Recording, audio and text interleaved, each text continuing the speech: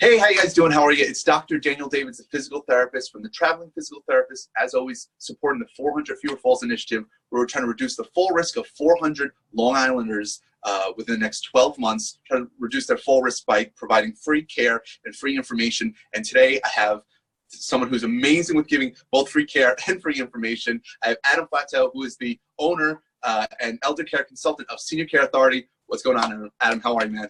I'm doing all well, Danny. Thanks for having me on. I greatly appreciate it.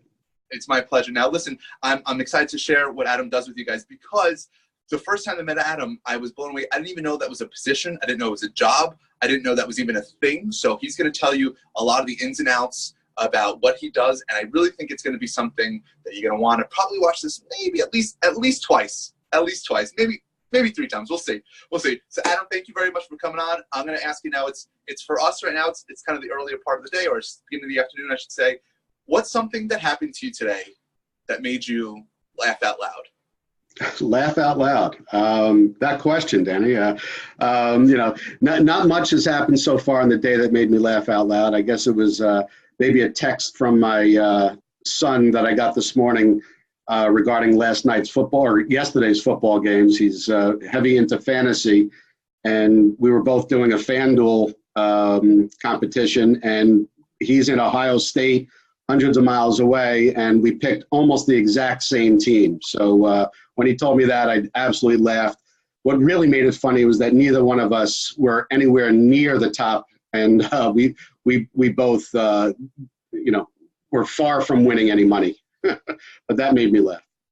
I was gonna follow it up with saying great minds think alike, but I mean, I guess similar minds think alike. But yes. I guess if that's the case. Now, do you have? I know obviously with fantasy football you're kind of picking from everywhere, but do you have a team that you support? Do you have like a team that you're a diehard of, or it's not really for you?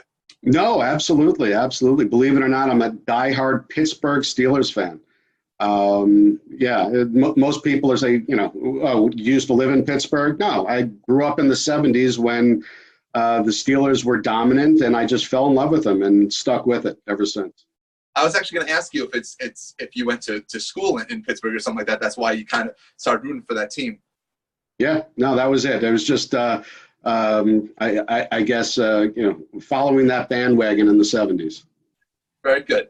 Very good. So I know now, I'm not sure what school you went to, but I know that you have a business and communications degree. Is that correct? That's correct.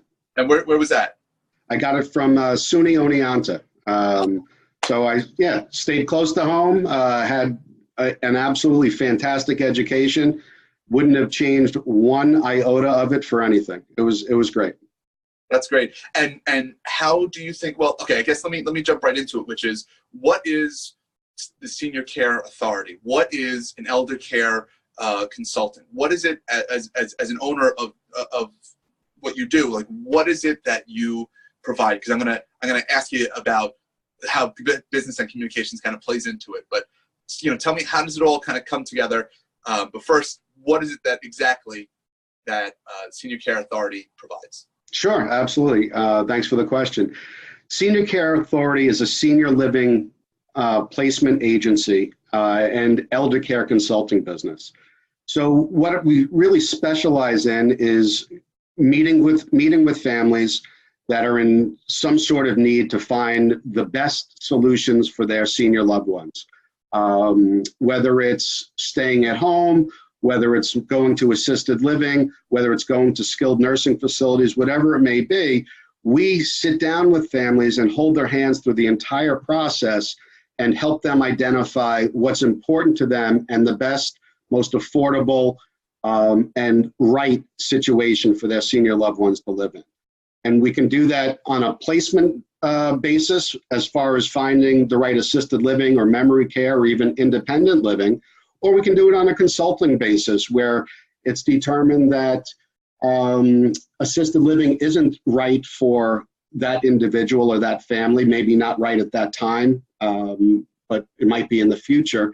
But if it's not the right thing at that current moment, we can sit down and put together a plan and figure out the best way for that senior to stay safe, to stay social, and just have a great rest of their life for many, many years to come. I remember when you and I went and we met up before setting this whole thing up, and you were telling me about this, and I thought to myself, this is like a concierge, very fancy, got to be very expensive. And you shut me down with that one, because you said even like the biggest thing that you guys do, which is getting placements for people who have needs in assisted livings or senior, that it comes at no cost. That's incredible. Yeah, no, you're right. We have relationships with just about all of the assisted living, memory care, and independent living communities on Long Island. Probably the first 6 months of my business or so was spent going around, touring all of these communities personally, developing relationships with the executive directors, the sales directors, getting to know the caregivers and the wellness teams at these communities. And what goes hand in hand with that, Danny, is an agreement that if Senior Care Authority is the responsible party for bringing a resident into that community, then that community absorbs any fees that the individual might pay to me, and the community then pays me directly. I mean, I think that's wonderful. I think it's so wonderful. You're fighting for us, you know? Yeah, absolutely. Like I said, that was, for me, that was 100% when I was kind of like, wait a second, stop. You had to tell me again what you did. I remember it was just, like I said, it sounded like a very concierge, and it is. I mean, it is. Go to people's homes, you meet with them, you speak with them, and then you take them on tours, with you, and it's just, it sounds incredible. So that's what I'm saying. Like, anyone who's watching this needs to watch this at least twice to really pick this up, to see how this could benefit you. Now, jumping into the question before, business and communications. Obviously, I think communications speaks volumes, and business, obviously, I mean, you're running a business, so that speaks volumes. But like, what's the connection between the business communications degree and now running this fantastic Senior Care Authority program? Well, the business communications degree really afforded me a luxury of being in corporate America for, I guess roughly 30 years prior to starting this business. So I got to see a lot as a result of that. I was, prior to starting Senior Care Authority, I was running sales teams in the commercial real estate industry, specifically on the advertising side within commercial real estate. And being able to run sales teams and experience a lot of different dynamics amongst individuals, as well as dealing with, C-level executives, it afforded me a great knowledge base of kind of how the business world works. And as a result of that, it allowed me to do what is important to me. And I didn't even realize it for the first 30 years of, or knew what was important to me. But now I get to kind of follow a passion, which is really helping people. It's something that I've done all along, but I didn't realize that I was doing it to this extent. And as a result of having that degree, giving me that luxury of being in corporate America for so long, I can now pursue, I guess, for lack of a better term, a dream, helping people. That's fantastic. You had that this how you got from point A to point at this point, like point B, C, whatever, however far down the road you might at this point now. This started with your Uncle Walter. Can you just tell me a little bit about that? Tell me how you got, like, what brought you into Senior Care Authority? Yeah, no, thank you. I had, I have one uncle still with me, but there were two twins, Seymour and Walter. And about 4 or 5 years ago, and this kind of also goes hand in hand with some things that were happening with my mom at that time, I was thrust into a position of being their caregiver. So both for Walter and Seymour. Seymour's now 95 years old. And Walter at the time was probably in his, let's say he was 90, 91 at the time that everything was really starting. He started getting a little ill, had a stroke, needed some care. I stepped into the picture and took care of everything for both Seymour and Walter, as far as organizing doctor's appointments, talking with hospitals, talking with discharge planners, setting up home care, applying for Medicaid, and really just, while pulling the hair out of my head because I was doing it all on my own, helping them. And it was not easy, But every time that I was successful in doing something that moved one step forward for both Seymour and Walter as well, and same thing for my mom as well, you'd see little smiles on their faces, and their shoulders would kind of ease back a little bit, and they just felt comfortable, and they felt that things were being taken care of. And that trust was something that I'll always remember and cherish. And I felt that it would be a great opportunity to kind of take those relationships and those services and help other people so they didn't have to go through what I went through on my own. So me being a resource for people has just proved to be so invaluable to me and invaluable to the families that I help. Believe it or not, I guess the business started about a year ago, Senior Care Authority for me. It is a franchise, and I bought into the Long Island territory, so I own all of Suffolk and Nassau County. But with the franchise, we have offices roughly throughout the country, covering a little over 60 different locations. So that's fantastic.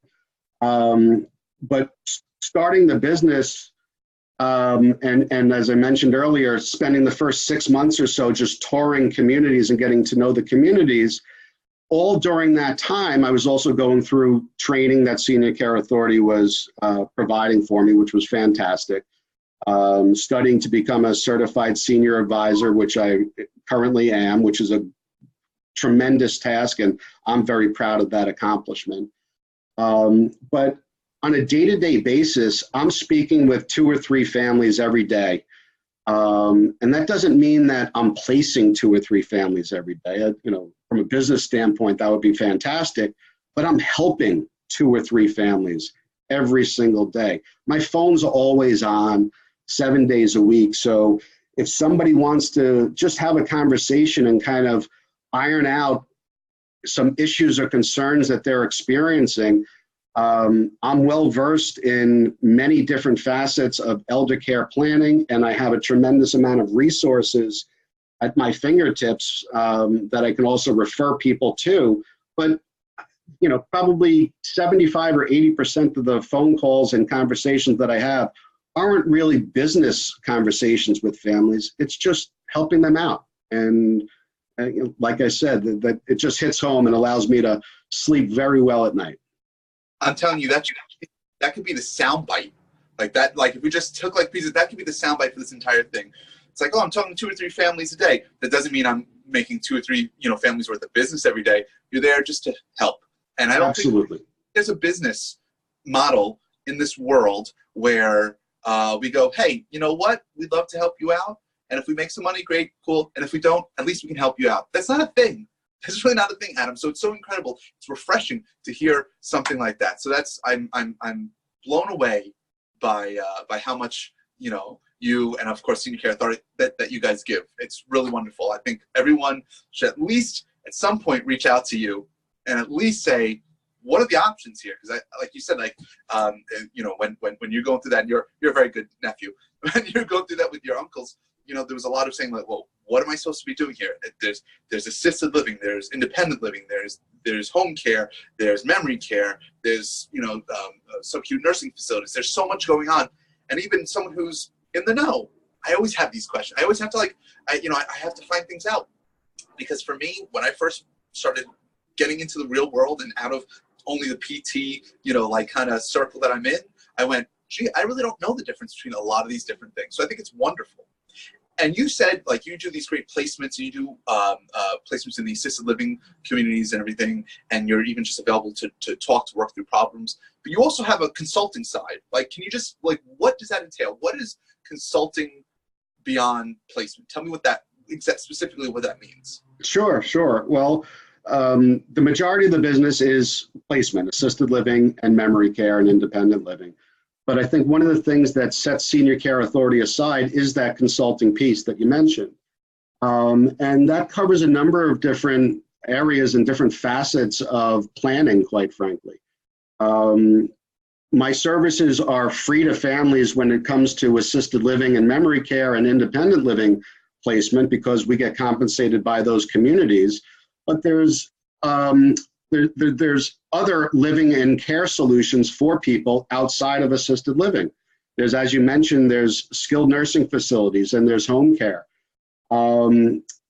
If I'm talking with a family and it's deemed that assisted living is not the right solution for that family, we have other options that we can cover. And the consulting side of my business allows me to have those conversations and do basically the same services that we would do if it was assisted living placement, meaning hold the hands of the family, talk with them about all of the options, set up tours of the facilities, even on the home care side, get to the point of interviewing specific caregivers to make sure that that one-on-one relationship is going to be a fruitful one. We can do those things as well. Those services are fee-for-service that families do pay us, but they're extremely reasonable. And they, at the same time, solve a lot of problems for the adult children in what is now known as the sandwich generation. So there's things along those lines that we take care of on the consulting basis. Once I place somebody in an assisted living community, we also offer services that we call peace of mind services. So there's a family that I just worked with, placed them in an assisted living community here on Long Island. The family actually lives in Texas. The family has established a high level of trust with me, and I'm sure in time we'll have that same level of trust with the assisted living community. But in the meantime, while that individual who was just placed, while that senior who was just placed at the assisted living community on Long Island is getting acclimated and getting settled in, I offer this peace of mind service, which is once a month, maybe twice a month, I go into the community. I spend an hour or so with that specific resident. I'll take a little video if necessary. I'll take some notes down and just have a nice conversation and make sure that everything's going well with that specific senior in the community, and put together a report and email it or have a conversation with the family in Texas. It saves that family a lot of concern about worrying. And, also part and parcel with that, not every community is going to have transportation services for their residents to get to their doctor's appointments.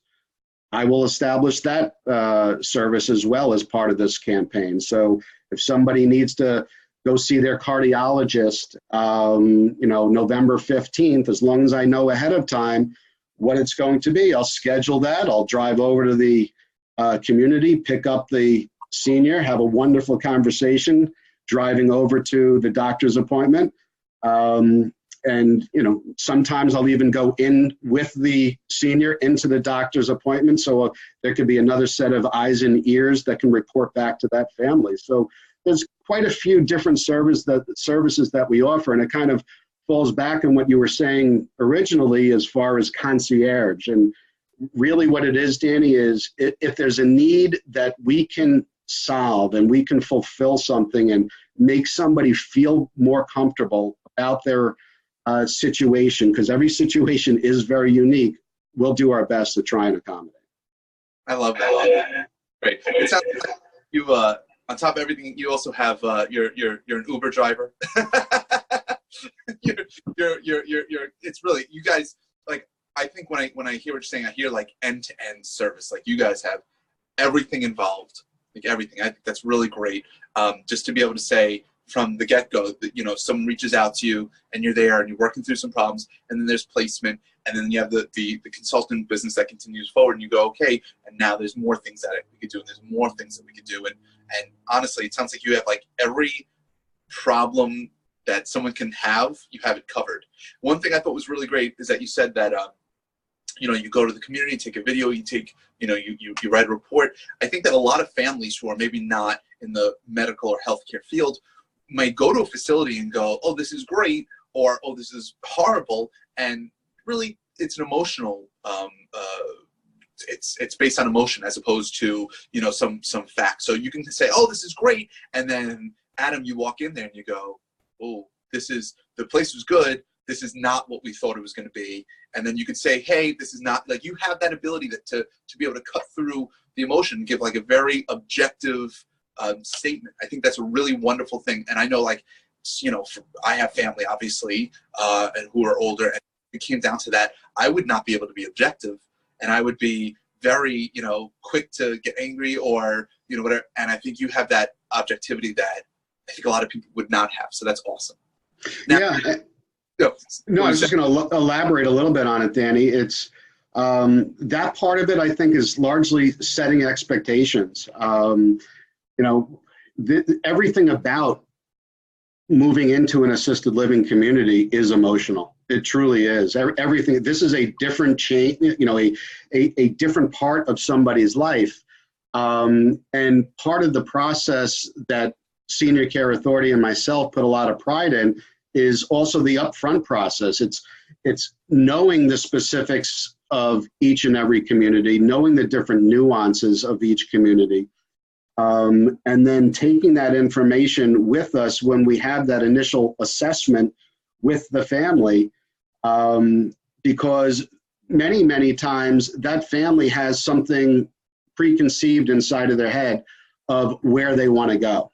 And I'll have that conversation with the family and say, well, that's a great community that you're thinking about. And, you know, if things were a little bit different, and then explain why things, you know, what is different. But if things were a little bit different with mom or dad or aunt or uncle or grandma or grandpa, that community might work very well. But because of X, that community may not be the best fit for what you're looking for, and then come up with a couple of other solutions that do fit that bill. So that initial assessment of that family, and then tying that to my knowledge base of all of the communities on Long Island, I think is probably the single most valuable piece of what we offer, along with just holding people's hands throughout the entire process and even after the move-in. I think it's beautiful. I think it's beautiful. I think you, like I said, I don't mean to keep building you up. Your head's going to be this big when we don't get into it. But it's true. I really think that there's something really special about what you do. And the fact that you guys go, like I said, end to end is a really wonderful thing. Now, I know there's got to be a lot of, there's definitely going to be a lot of preconceived notions, like you were saying, setting expectations. But even before setting expectations, you kind of have to know the knowledge base of the people who you're working with, right? Whether it's the end user, right? Whether it's the person who you're replacing or the family surrounding. So right.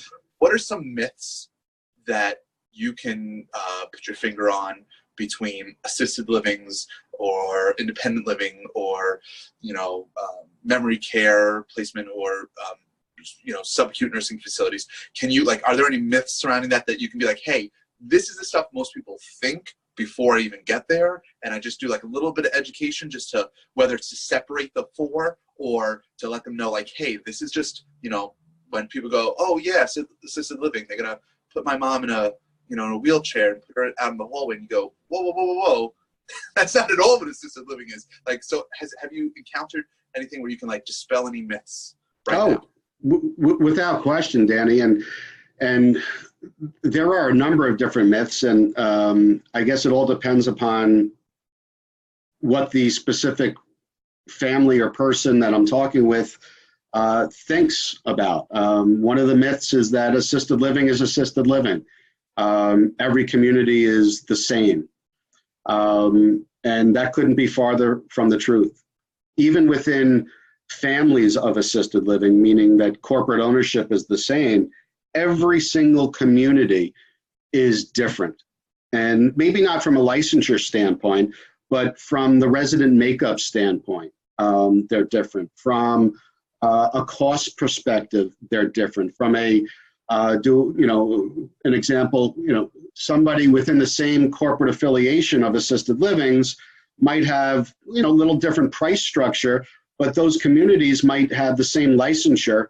But the resident makeup could be so incredibly different that somebody who's looking for a vibrant community, one where there's a lot of activities and a lot of social involvement, might think of community A because It's the same corporate affiliation as Community B, but Community A is more of a subdued environment. And they're intentionally making it that way. That's what they want, because that's the type of resident that they would prefer to have. And that's a great place for somebody to live who wants a little bit more subdued lifestyle. That doesn't mean that there's not going to be socialization there, but it's going to be different than, as I was saying before, Community B. So the myth there is that every assisted living is the same, and they're not. Another myth, and this is very common with when we're talking directly with seniors who haven't had the experience of seeing what an assisted living is, their preconceived notion is that it's a nursing home. It's what it was 30, 40 years ago, and it's not. Skilled nursing facilities definitely have a place in our society, no question about it, and they take tremendous care of their residents as well, but they are different than assisted living communities. Assisted living communities are, and again, I don't want to say that skilled nursing facilities are not nice. They offer services that are incredibly valuable, but they don't have the same makeup as an assisted living community does. An assisted living community is more like a home. They take a lot of pride and care in their aesthetics, in a lot of the different services and activities that they offer, in their food quality, and most importantly, their caregivers really take these residents by the hand and make sure that they're living the life that they deserve to live, and they're enjoying every minute of it. There's quite a few executive directors and sales directors at assisted living communities that speak of their community as a cruise ship that never leaves land. And while that's true, not every assisted living community is like that. As I was alluding to before, some are a little bit more subdued, but that's a great way to think about it, I think. A cruise ship that never leaves land. You can do whatever it is that you want to do at an assisted living community with the knowledge of knowing that you're going to be safe and you're going to be taken care of, and you're going to have, still your autonomy and most importantly, your dignity when going through your day-to-day routines with people that are very, very similar to you. And that's important, finding the community that's very, very similar to the individual that I'm working with. I was going to it made me think that it's probably not the same. Obviously, I think you nailed it better with the with that analogy. I was thinking like, oh, it's like going back to college. It's like you're being in a dorm. You're with a bunch of people your age. You guys are doing similar activities. There's no school, but it's the same. It's the same concept. It's probably a lot less drinking. But I like your idea. I like your analogy better when you're talking about having the cruise ship that never leaves, never sets sail. I think it's perfect. It's a very beautiful analogy, and I'm going to keep that up there because I'm going to be repeating that one. I hope you don't mind if I borrow that from you. No, borrow away. The only part of that where it's similar to the dorm life is, yes, it's people that are doing the same thing as you. Believe me, the heck of a lot cleaner. I was visiting my sons the past 2 weeks at their respective colleges, and I've been in their dorms, and assisted living is not like that. Believe me, there's housekeeping, there's laundry services. The meals are all taken care of at assisted living. It's very, very different. And you are right. There is a lot less drinking, but there's probably more socialization in assisted living than there is in dorm life. You're probably right. You're probably right. Okay, so let's just pretend that you're on a mountaintop here, and you have, like you mentioned, the sandwich generation. You have the entire sandwich generation listening to everything that you are going to say, and whatever you say is exactly what they're going to follow. They need to hear. It's going to be the words of God coming through Adam's mouth. They want to hear what you have to say. What do you want to scream so that everyone in that generation can hear? Like, what advice, what piece of information do you want everyone to know so that they can have, their parents can make, or I should say they can make better decisions for their parents or help their parents make better decisions? It's probably twofold, Danny. First and foremost, you don't have to do this on your own. There are resources like myself, like Senior Care Authority, that are out there that can hold your hand throughout this entire process, and you are not alone. If you have a question, I guarantee you, you are not the first person to have that question. And almost all of the questions that families have solutions, and have reasonable solutions. Utilize the resources that are at your fingertips, and reach out to, companies like Senior Care Authority and other professionals within the industry, elder care attorneys, financial planners, and utilize all of these resources at your fingertips. Because going through something like this on your own is daunting, and it could potentially derail or at least interfere with a lot of different parts of your life. Taking care of or being a caregiver of a senior is a full-time job. And when you're trying to couple that with your other full-time job, something's got to give. And there's no reason why you have to go through it all alone. And I guess secondly, for the talking to the adult children that are out there, even if your parents right now or your grandparents or whomever it may be that is a senior and somebody that you care for and love dearly, don't wait for an emergency to have the conversation with them. Start now. At least start getting some ideas of what your loved ones want when the need arises. Don't wait for that emergency, because it's going to limit your options. And even though we can always find a solution, it's always best to have every potential option available to you. I think that's really well put. I think that's honestly, I think you nailed it. And I think what you said doesn't speak just solely to Senior Care Authority or just to Adam Flattau. I think that's important advice for everyone, no matter who you're working with, no matter what you're dealing with, as someone who's, who has children or not children, but has adults, parents who are older adults. This is really good information, and you can see it's not pointing to, you're not pointing just to yourself. It's not self-promotion. This is like legit, really great advice. So I think that's well put. I'm not going to elaborate anymore because I think you nailed it. There's no point. I'm not adding anything there. Great. If you had to do something else besides Senior Care Authority, and I'm gonna bump this up a little bit. You can't do anything that you've done in the past, and nothing in business communications. Something completely different. What would you want to do? Probably be a coach, sporting coach, football if I had to pick a sport, but that's probably something that it would be. I spent 10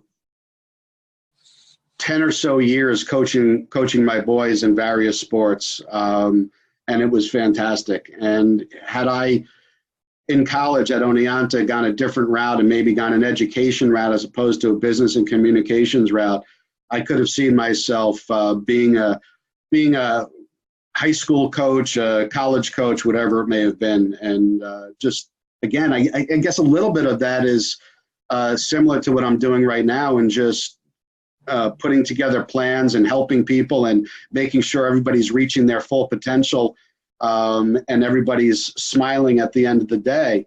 So there are some similarities, but it is being a football coach is a little bit different than doing what I'm doing right now. When you really think about it. Just a little bit. Yeah. A little bit. And that's awesome. I know that you did coach baseball and soccer and football with the kids. I think that's incredible. What a wonderful thing for you to do. And if you were going to go the route of coaching, or like, let's say, phys ed teacher, you've had to transfer to the school I went to, which is Cortland, because we produce more gym teachers than anyone else in the world. I really do think that. I'm sure there's some information out there that Cortland is the #1 producers of gym teachers. Okay, so you've given some advice, and you made, obviously you're speaking. You're eloquent, you're articulate, you're very smart. But what's something you're not very good at? Something I'm not very, there's more than one thing, believe me. Honestly, the biggest thing that I don't like to do, and quite frankly, I don't think I'm that good at, is speaking in front of people, in groups. I don't, one-on-one is fantastic. But giving presentations and, getting up to that podium is definitely something I'd rather not do. I've done it. I've spoken in front of 400 people before at sales conferences in my former life. And, it takes some preparation and it takes, some getting used to, but it's never something that I'm going to enjoy or relish. That's fair. That's fair. Yeah. And for me, I love talking in front of people. I love doing that kind of stuff. And there's so much I don't want to even get into. We don't have enough time in the interview to tell you all the things that I'm not very good at. But I'm good at what I'm good at, and that's all that matters. Just like you, all good at, right? We play to our strengths. Now, Adam, if you found, I always say like $100 or $1,000 or whatever amount of money you need for this to be appropriate, you find some money on the floor and no one's there to claim it. You have to spend it, but you have to spend it on something selfish. You can't give it away. You can't donate it. You can't invest it. It has to be used on something for you. What do you spend it on? That's the easiest question yet, Danny. It's going towards a vacation. That's what it is. It's spending time with my wife, my two boys. They are my everything. They truly are. And if $100, $1,000 could help, get an extra cocktail at on vacation or an extra jet ski trip or whatever it is, or an extra trip down the mountain skiing, that's exactly where that money's going. No question about it. I know you're a skier and you're a golfer, so where would you, these are not, if you're doing one, you're not in the same place as you're usually doing the other, usually. Right. So where you find that money, you want to go on vacation, it's going to be a whole family vacation. Where's the next place you go? Well, it's not skiing and it's not golfing. The next place I go is the Amalfi Coast in Italy. Woohoo! I love it. That's where that was the last stop on our honeymoon. We went to a bunch of different places, Greece and then Italy. And I'm assuming you have not been to the Amalfi Coast. Is that true? That is true. I have not been there yet. This is what how the saying goes. My wife and I, we say every place we went to was better than the last, and the Amalfi Coast was the best place that we went to. It was the last place we went to. Obviously, it was the best place we went to. When you go, take a bajillion pictures. It's breathtaking. It's breathtaking. You're gonna have a wonderful time. Whenever it is that you go, look for that. I'll tell you what. If I find $1,000 on the floor, I'll make sure that goes to your Amalfi Coast trip. I appreciate it. I appreciate it. Last week was actually our my wife Elise and I's. It was our 25th wedding anniversary. Oh, congrats! Thank you. And we had planned all along for many years that for our 25th we're going to the Amalfi Coast. Well, starting this new business, it didn't happen right then and there. On October 15th. But it is in our very near future we're going. So I can't wait. So yes, I will take that $1,000 from you, Danny. Thank you very much. Now I said on video, so it has to happen, right? Now I can't spend on something selfish. Okay, so the last thing I want to do is a little lightning round. Now I showed you this book so the book is called 2,000 Questions About Me, but it's not going to be about me. It's going to be about you, Adam. And now I want you to pick a number. We'll do 3 of these. Let's pick a number between 1 and 2,000, and we'll see what the question is. I'm interested to hear your answer. All right, let's go with 15. 15. I said it during the last interview too that I say between 1 and 2,000. Everyone picks like a double-digit number, like a low double-digit number, and I go, you have like 2,000 numbers to choose from. But I guess everyone picks important numbers to them, like your anniversary, I guess. There you go. Okay. Oh, this is like thrown right down the center for you. What do you consider your greatest achievement? My greatest achievement is raising 2 wonderful boys, without question. It sounds sappy. It sounds like a common answer, but if anybody listening to this ever got to know my 2 boys, they would understand. I have, one son, Robbie. He's the oldest. He's a 3rd-year student at the University of Virginia, studying pre-med, and couldn't be more proud of him. And he's doing wonderfully. And then I have a freshman, Brian, at Ohio State, who is living his dream going to a big rah-rah school, doing wonderfully, studying in the Business Scholars Program over at Ohio State at Fisher College. And they're my pride and joy and greatest accomplishment. No question about it. You are. So we said already, you're a good nephew, you're a good son, you're a good dad too. I like that. All right, let's pick another number. All right, let's go with 1,543. 1543. You got it. Oh, I like this one. What's harder today than it was yesterday? What's harder today than it was yesterday? Well, this will probably fall right into your scope. I'm not going to say getting out of bed, but going up and down the stairs. I got some bum knees, man, and going up and down the stairs is a lot harder today than it was yesterday. Oh no! I don't like those. I want everyone to be feeling great. Okay, well, when this interview's over, we'll talk about that. Okay. That's fair. That question lends itself to just saying something like getting out of bed or something like that. What's harder today than it was yesterday? I mean, think about that's such a short time period. Unless something really crazy happened overnight, what else are you gonna say besides, yeah, I'm walking down the stairs or getting out of bed? Yeah. All right, so let's pick one more number here. Let's go with 43. 43. I think I asked that one recently, actually, to someone. So let's see. Oh, no. This is new. Okay. Now, this doesn't have to be when you're doing a presentation in front of 400 people, but in general, what nervous habits do you have? Nervous habits. I guess when I get nervous, I tend to always need something in my hands. And unfortunately, that usually lends itself to food. So I guess a nervous habit is, when I'm feeling a little uneasy, I'm reaching towards that cheeseburger, that something I shouldn't be having, something along those lines. I think that idle hands are the devil's playthings, right? So nervous hands, same thing. And I think that's I don't think you're in the minority there. I think if you're a smoker, then it's a cigarette. And if if it's food, then it's food. If it's whatever, if it's drinks, you gotta have a drink in your hands. I 100% get it. I think that's a lot of people have that problem.